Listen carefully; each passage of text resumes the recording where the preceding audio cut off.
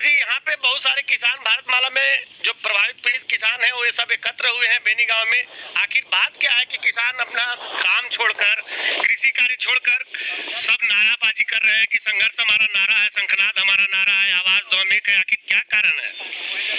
आज जैसा कि विदित है कि यहाँ पर वाराणसी कोलकाता एक्सप्रेसवे के तहत रोड का निर्माण होना है। ये इस तरह से ये सड़क बनना है और अभी किसी एक भी किसान का जमीन का मुआवजा नहीं दिया गया है। और आज पीएनसी के कंपनी वाले दलाल प्रशासन को लेकर यहाँ पर आए और काम लगा दिया, जिसका विरोध हमारे किसान भाइयों ने किया। उन्होंने कहा कि किसी कीमत पर जब तक इसका मुआवजा नहीं मिलेगा और वह भी उचित मुआवजा जब तक नहीं मिलता है तब तक हम ये जमीन नहीं देंगे। और वो समझते हैं कि हम बंदूक दिखाकर जमीन ले लेंगे, तो ऐसा हमारे किसान भाई नहीं होने देंगे। ये चंद्रशेखर आजाद का देश है, ये भगत सिंह का देश है। कुर्बानी देने के लिए एक एक किसान तैयार है, लेकिन हम इनको संविधान की हत्या नहीं करने देंगे। हमारा संविधान में भी अधिकार मिला हुआ है, हम इस देश के नागरिक हैं।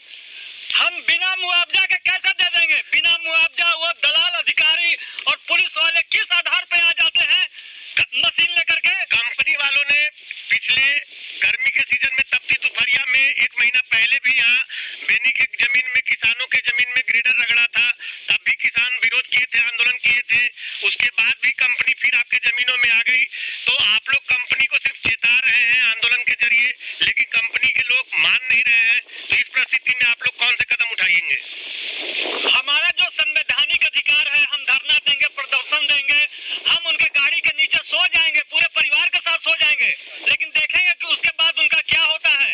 वो कंपनी के साथ क्या साठगांठ करके आते हैं, क्यों आ रहे हैं? जब उनको मालूम है कि किसी किसान को यहाँ मुआवजा नहीं दिया गया है, उसके बाद वो कंपनी के पीछे पीछे क्यों आ जाते हैं? हम जान दे देंगे, जमीन नहीं देंगे। बहुत बहुत धन्यवाद। हमारे साथ संयुक्त किसान मोर्चा के आंदोलनकारी आदरणीय वशिष्ठ बाबू हैं। क्या कहना चाहेंगे इन सब घटनाओं के ऊपर?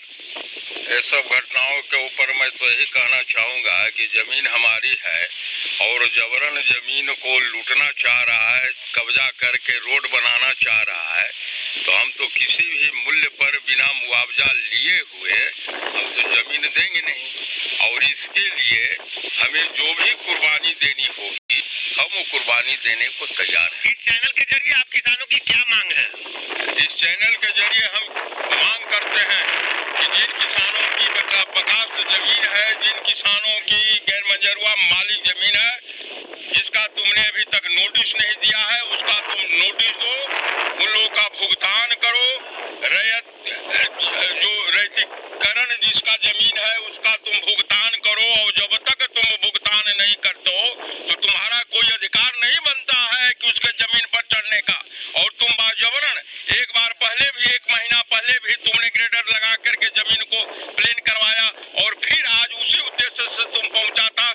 यहाँ के किसानों ने खेदने का काम किया। यहाँ के किसान वीर पुरुष हैं।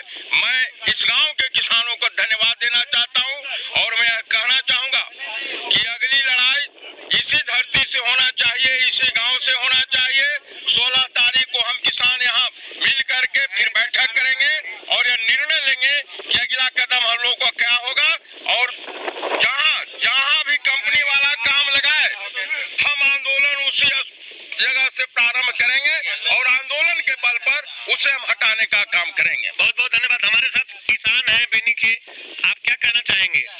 सर, जब तक हमारा मुआवजा नहीं मिलेगा तब तक हम लोग रोड नहीं बनने देंगे। अच्छा, मुआवजा आप लोग को नहीं मिला। आपका जो जमीन का नेचर है वो कैसा नेचर है?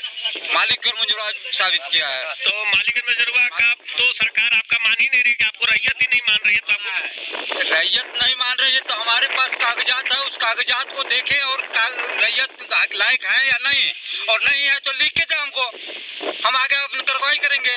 जो भी आप इस चीज को आप अपने जिला प्रशासन, जिला अधिकारी या भूअर्जन प्राधिकारी के पास इस चीज को लेकर गए हैं? 2 बार जीओ के पास गए हैं, उसका रिसीविंग है, सब कुछ है, कागज जमा किए हैं, सब जमा करके हम लोग बैठे हुए हैं। सीओ जो आता है वो कहता है कि हमारे पास आइए, कागज जमा कीजिए, और वहाँ जाने के बाद वो सुनता नहीं है।